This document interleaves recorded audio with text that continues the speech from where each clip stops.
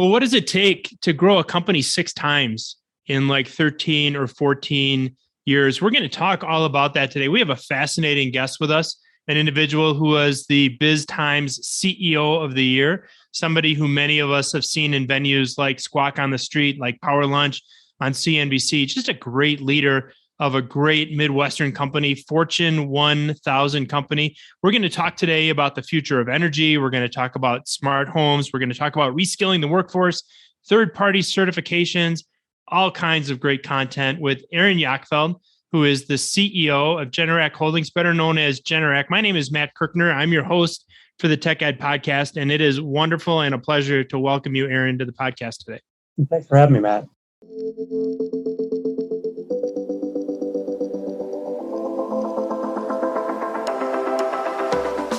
Welcome to the Tech Ed Podcast, where we visit with leaders who are shaping, innovating, and disrupting technical education. People who are not afraid to think differently, not afraid to try something new, all with the goal of securing the American dream for the next generation of STEM and workforce talent. You know, many of us, when we think of Generac, we think of generators, we think of standby electric power, backup power systems, but you're into a lot of different markets. So for our listeners that may just think of you as a generator company, tell us a little bit about some of the different markets in which you do business. Yeah, so you're right. Generators, I think, are probably the most famous product that we're known for. Legacy of the company going back over 60 years. But I would say in the last, over the last decade, we've been pushing the company more towards new markets, new opportunities, new product lines. We've been using acquisitions very heavily as a way for us to accelerate our entry into those new products and new markets. Primarily, we've been focused on things around energy, though, even though they're not maybe generators for emergency backup, things like energy storage, things like the solar energy production or solar power inversion, things like smart home technologies, thermostatic controls, things that help homeowners and business owners control more of their entire energy ecosystem. So it's not just about the emergency backup power that they may need, which is obviously very important in this day and age, but it's also about how they can control the cost of the energy that they consume, in some cases control the energy they produce or the energy they store, or maybe the energy that they sell back to the grid. So it's a combination of all of those things, and it really has put us in a very unique position to have a front seat to the changes that are going on out there around the nation's electrical grid and around some of these newer technologies like battery storage. And we're going to talk a lot about things like the grid. We're going to talk a little bit about the history of Generac. Boy, a company that goes back 60 years. What an incredible legacy. But in that last answer, we talked so much about, I think, energy, that word. I don't even know how many times that came up. Certainly your acquisitions, your future growth centered around that market space. So in as much as Generac has an incredible legacy, an incredible history in the businesses that you've been in, I think it's most fun to kind of look to the future, especially as we talk about the world of energy and the future of energy. What do you think, Aaron, the energy company of the future looks like? Well, I think it's going to look very different from the typical utility company of today, right? This idea of the historical kind of legacy model, right, where you produce power in a centralized format with coal or with natural gas or nuclear, and it's then sent sometimes hundreds or even thousands of miles across lines and poles down to your meter at your home or your business. And that transaction is, it's largely dictated by the terms and conditions of the utility company, right? I mean, they tell you what they're going to sell the power for. You don't have a lot of options to change providers. In most cases, there's oftentimes only a single provider in your market. And you don't oftentimes have much say in what format the power takes in terms of where does it come from your coal plant? Does it come from a nuclear plant? Does it come from a solar plant or a wind plant? There's the sources themselves, how carbon intense were those sources, and your own consumption of power. It's interesting. Today, our awareness of how much power we use in our own homes and businesses, really, we get informed really once a month when we get that bill from the power company that tells us how much we used and how much we owe for what we used. And so the opportunity to be a better consumer of power, to involve yourself in the conservation around that, to, I think, have a voice at the table in terms of making sure your power company is using more renewable power, right, as part of the sources that they provide. That legacy model is changing. And there's really two major forces that are pushing this change. And probably the same two forces are at the source of any major disruption going on in industry today. But those two sources are technology and regulation. And so technology in this instance is coming in the form of lower cost battery storage, lower cost solar production capabilities, the ability to monitor your own power consumption, control the devices within your home with better precision, being able to turn off lights when you're not in a room, those types of things. They seem simple. Being able to use LED bulbs instead of incandescent bulbs. These different technologies that are available to us, they seem, again, maybe each decision seems small, but in the aggregate, they have a large impact. So it's the technology piece. And then on the other side of that is regulation, right? So as regulation continues to push the utility companies to make sure they're using less carbon intense forms of energy to produce power, whether it be large format wind plants or solar plants or biogas, or there's a lot of forms that can take. Regulation is driving the need to do that. And if power companies aren't able to do that, obviously regulation is telling them, okay, if you have a coal-fired plant or something that's using a fossil fuel, you've got to retrofit that plant to try and create the cleanest possible emissions using the best available technology possible. There's a cost to that, right? So those regulations are driving costs higher. They're driving different decisions. They're driving different outcomes. And then technology, as I mentioned before, is having an outsized impact on that. So you put those two forces together. And so the power company of the future, to answer your question, definitely looks different. It's going to be more reliant on less carbon intense forms of power generation.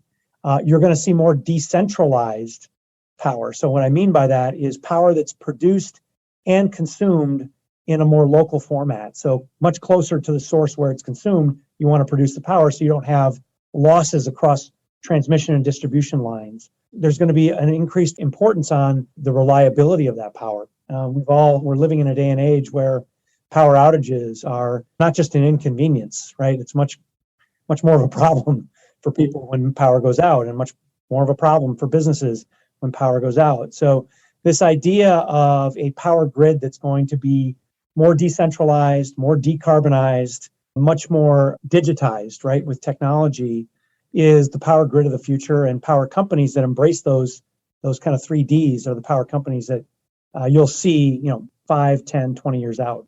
Yeah, it really fascinates me how some of the trends in the greener economy, some of the macro trends that we see affect different spaces. And as you know, I spent my career in manufacturing. You're certainly a manufacturing person in your own right as well. We've talked for a long time about moving production closer to the point of consumption and reducing that kind of waste. And you're saying basically the same kind of trend is taking place in the world of energy. Is how do we create the source of the energy, the production of the energy, and move it closer to the point of consumption? Another trend is just the voice and the power of the consumer, and how, in the last 15, 20 years, the information that consumers have at their fingertips that maybe they didn't have 15, 20 years ago. You're right. Even in manufacturing, I remember a few surprises. I was thinking about one back in the early 2000s. I don't know if you remember all the volatility in the natural gas markets back then. Just some huge shocks when you would get your gas bill at the end of the month, and everything else we kind of do in real time. So interested to see those trends manifesting themselves in your market. Certainly regulation and with concerns around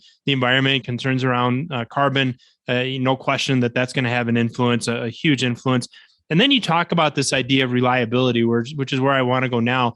We can just think of stories in the last couple of years, blackouts on the East Coast, what happened in Texas over the course of the last year, California. There's a real concern, is there not, about the sustainability of our power here in the United States and around the globe.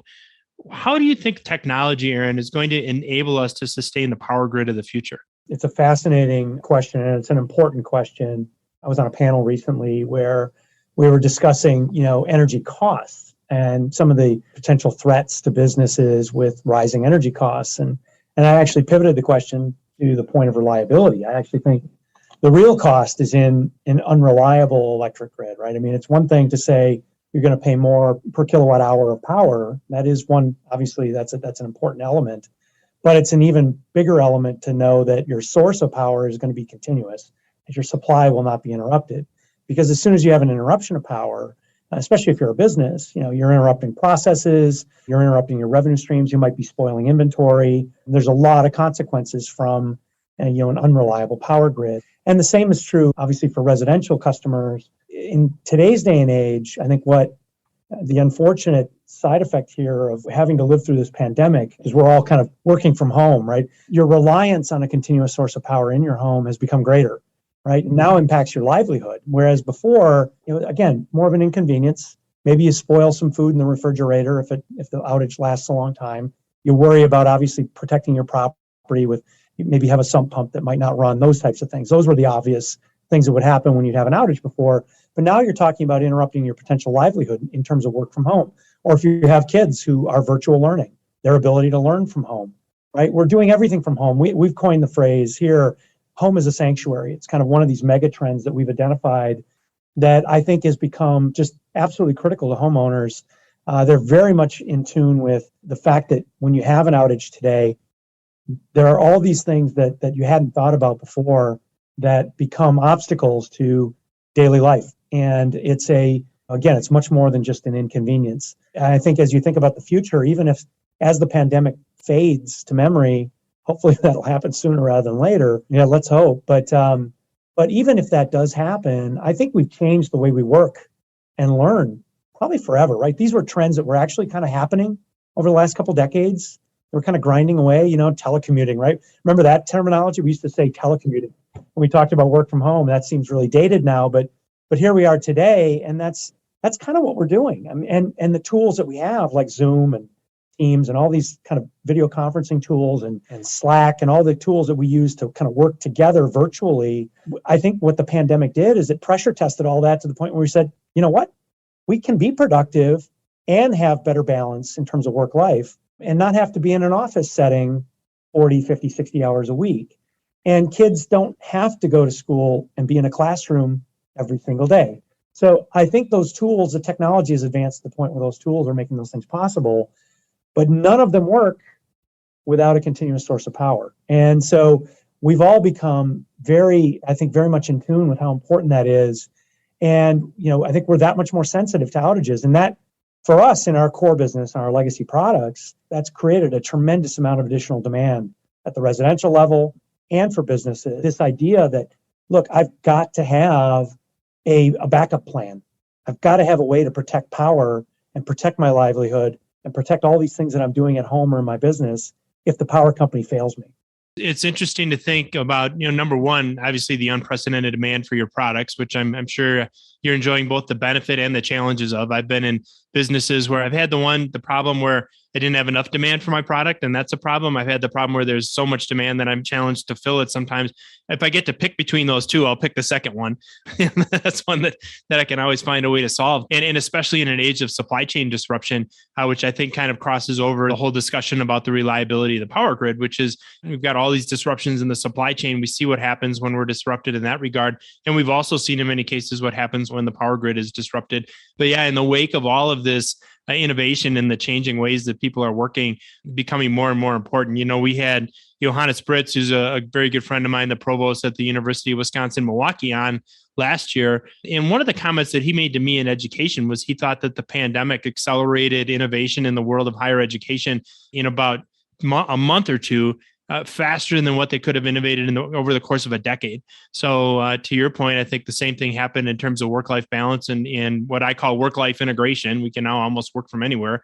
A lot of silver linings coming out of the pandemic, as challenging as it's been. You talk about technology in the home. You talk about the changing energy landscape in people's residences. I want to turn now to an acquisition you made that I think crosses over that topic really, really well. As you suggested, your company has been extremely acquisitive the last couple of years, certainly growing organically, but also growing through acquisition into new technologies and new markets. I think the most recent one was the acquisition of ecobee. Tell us a little bit about this company and this technology. What led you to that one? Yeah, ecobee is a smart thermostat company, right? So competes with the likes of Nest and a couple others. But effectively what they've built is it's far more than just the thermostat. We got questions initially when we did that acquisition, okay, Generac, I don't really understand. You're going into thermostats? Are you going into HVAC, heating and cooling? And where are you? What's this acquisition all about? And Simply stated, what they've developed, what ecobee has developed, is a device that, yes, it controls thermostatically the temperature in your home, heating and cooling. But what it also does is it's got learning capabilities, right? So it understands when you come home, it understands your schedules. It's got sensors built into it so that it can see, what room you're in, what room you're not in. And in doing that, they can help you conserve energy and preserve comfort, right? So it's the balance between preserving comfort and conserving energy. And this is a really big point because almost 40 to 50% of your entire home's energy use is dictated by your furnace or your air conditioning unit. So that is the number one consumer of energy in your home. Now, that may change in the future when we all start driving electric vehicles and we come home and plug in our vehicles. But in today's world, in your home, it's an energy hungry device. And so the ability to control that and preserve comfort is a really critical thing because today, when you think about the home's energy ecosystem, you go back to where we were talking previously, the idea of having a system that gives you the capability to maybe produce your own power off your rooftop with solar, maybe store some of that power in a battery storage unit. Maybe you also have a generator to protect against longer term outages, but then maybe you have an ecobee thermostat on the wall that helps integrate all of those different pieces of technology, all those different devices into a single kind of user experience for you, where you log into a single app and you're able to see how much power am I consuming right now, maybe even down to the device level, where you see how much power your refrigerator is consuming or your furnace or your electric vehicle as it's recharging. But you get to then start to prioritize and make choices around, okay, what do I see as most important to either pull power from the battery, where I created my own power during the day for free, ostensibly, and I put it in the battery, or maybe at points in the day where I can buy from the grid, where it's either less expensive to avoid higher tariff costs during periods of time when the utility company is trying to force different behaviors, right? So utility companies are notorious for charging peak rate kind of tariffs when everybody gets home at 5 o'clock at night and we all make dinner, we do our cooking, our cleaning, you plug in that EV and turn on that air conditioner, right? We want to increase comfort.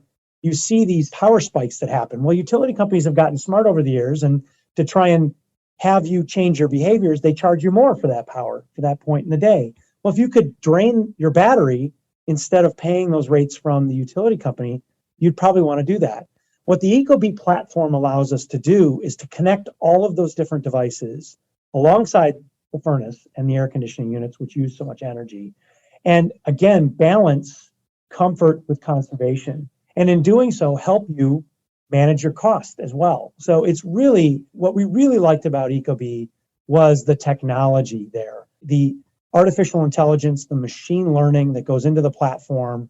It's much, much more than just a thermostat on the wall. And then, of course, the team that we got with that, there are 500 people. They're based in Toronto, Canada.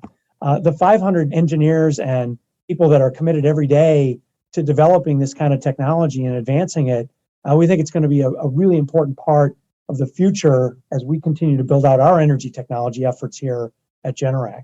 Yeah, an important part of the future indeed. And congratulations on that acquisition. There's so much packed into that last answer that just really fascinates me. We talk so much on this podcast about advancing smart technology, what we call Industry 4.0 or Industry Infinity 0.0. And really, in some ways, the answer you just offered is kind of a microcosm in an individual's home of the same way that technology is manifesting itself in the world of industry and manufacturing. You got smart technologies, smart devices, smart sensors that can think on their own, that can communicate with each other, communicating with a thermostat, and then tying into artificial intelligence and machine learning, software algorithms, decision-making, and kind of coming back to a discussion earlier in the podcast, now putting the power in the hands of the consumer and really enabling people to understand their energy usage, to use energy as it gives them the most personal benefit, and to really make good economic decisions about how they're consuming energy and what that value add is to their life, and making sure that they're matching their consumption,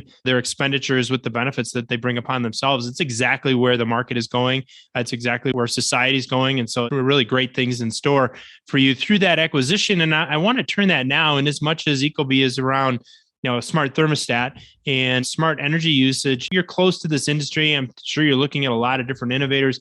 What do you think in a broader sense that smart homes of the future will look like, Aaron? The idea, and you mentioned it, the idea of more control, right? For the homeowner, control is really critical.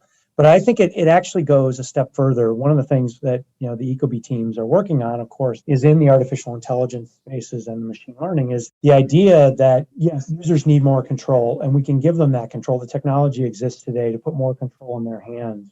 But really, what you want are smart learning systems that, not that you don't want user input, you need that, but the user input should come in the way of certain parameters. And as an example, maybe you would tell the system, hey, it's okay if you want to turn my air conditioning up a few degrees when the utility or the grid operator says they're in trouble, right? They don't have enough power to give to everybody. So they're maybe going to have to black out whole neighborhoods or whole areas of their service territory if they can't get people to conserve by maybe turning up their air conditioning on a hot day.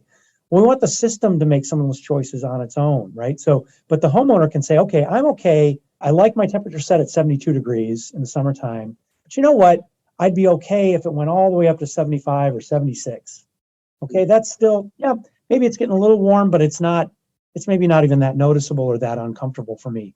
And if I'm doing my part to help the grid, and by doing your part, maybe you're even compensated for that, right? Maybe you're enrolled in a utility program with some kind of ability to get a credit on your utility bill by allowing the system to have some discretion with the temperature in your home. And it's a really kind of important point to make, as the combination of some of the technologies we're talking about in the home here with some of the changes we talked about previously that are going on in the grid with technology and regulation. So the combination and the collision, if you will, of these two kind of forces, I think, is really opening up some really kind of interesting opportunities to take those individual technologies in the home and use them in the aggregate for the benefit of these utilities and obviously for the benefit then of all the ratepayers. I mean, if you can have a couple thousand homes in an area be controlled to some degree by the utility and allow the temperature to go up on a hot day, maybe you don't have to black out the power to 50,000 homes in a market. So, it's this idea of, kind of sharing in the opportunity to conserve. And you want the technology to do that. You want the technology to not have to go, send a message to the homeowner and say, are you okay if we turn up the temperature a couple of degrees, right? You want it to just kind of gradually do that, maybe even without the homeowner really even knowing what's going on, but not past a couple of set points or parameters that the homeowners had input on. The smart home of the future is one where the homeowner has control.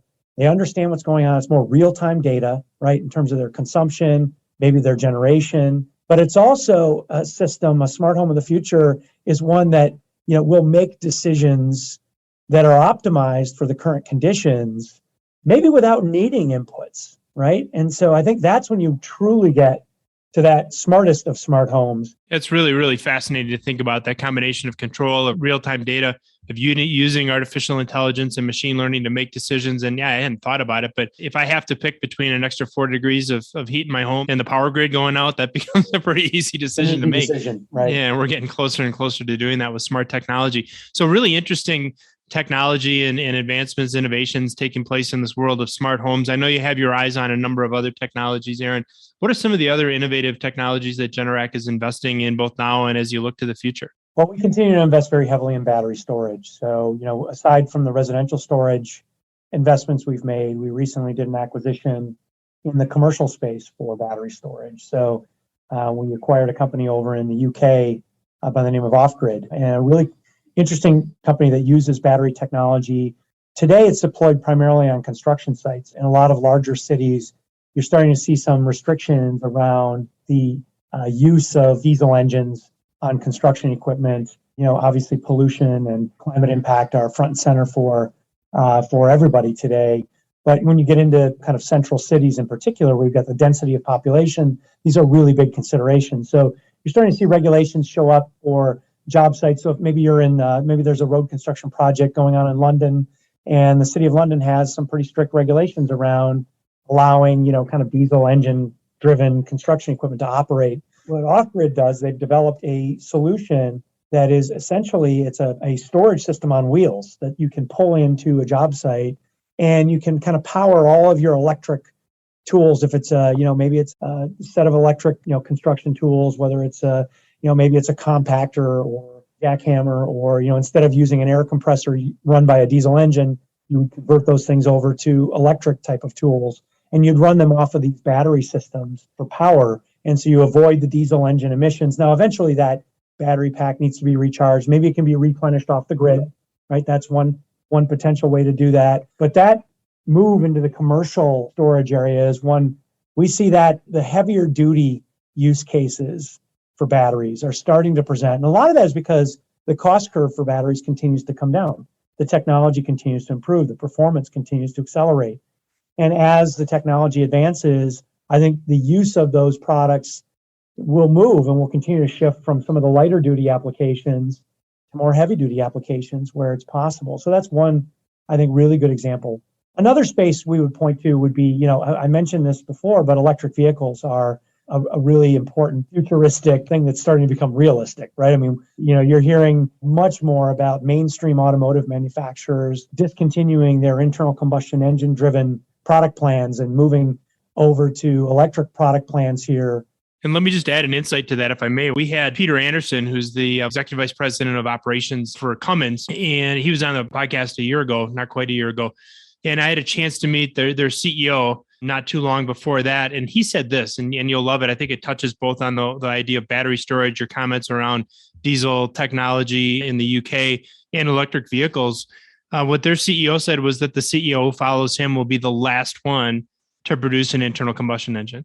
And you think about, when we think of Cummins, what do we think of, right? Just big, big, gigantic engines, big diesel equipment. Truck engines. Yeah, exactly. So, there again, it's a convergence of a couple of different trends. Yeah, I think it's a really important trend, right? I think it impacts longstanding players in industries like what Cummins does to serve their customers. You've seen some of the trends impacting the auto manufacturers already, some positive, some negative, depending on where the auto manufacturers, how far they had driven forward in some of these technologies. But I think the more profound impact of electrification of our transportation is yet to come, because today the adoption rate is still pretty small, right? We're seeing more electric vehicles on the road, but it's still primarily dominated by, the technology of the day, which is internal combustion engines. So you think about the electrification, you think of where most people are going to charge their vehicles, it's going to be at home. Right? You're going to come home from work, and you're going to plug your vehicle in, and your vehicle is going to charge overnight. So you have to get up and go to work the next day. That changes a lot of things. So first and foremost, it almost doubles the amount of power used at the home.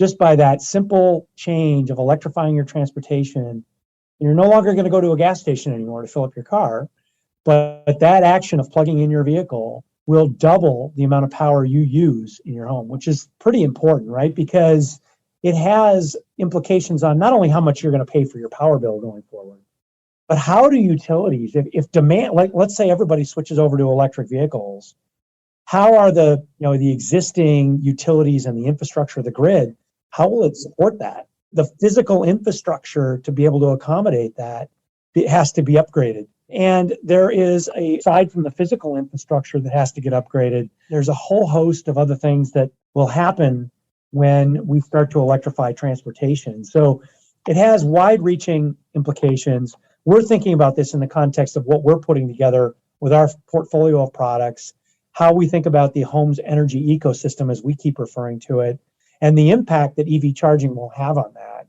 So I think that would be an area I would point to as kind of the future and technology. And this is going to be something that's going to happen over a long period of time. It's not going to happen tomorrow or next year. It's going to happen over the next 5, 10, or even 20 years as we convert our transportation to electrical vehicles. Yeah, it's going to be interesting and fascinating to watch both on the demand side and on the supply side. I didn't realize with the advent of electrification that we would literally be doubling potentially the amount of energy consumed in a home. And to your point, the infrastructure, which is now set up for a certain amount of demand. I don't care what business you're in. If your demand doubles and your infrastructure doesn't change, you have a lot of work to do. And that'll be fascinating to watch that transformation. But what a great discussion we've had in this first part of a 2-part series with Aaron Jagdfeld, the CEO of Generac. talking all about the energy ecosystem, the future of energy, smart technology in the world of energy, acquisitions in that space, supply and demand of the grid.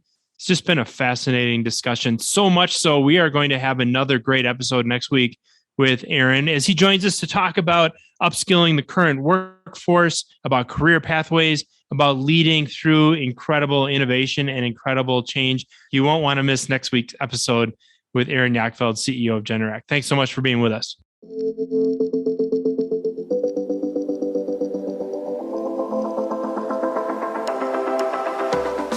Thanks for joining us for this episode of the Tech Ed Podcast.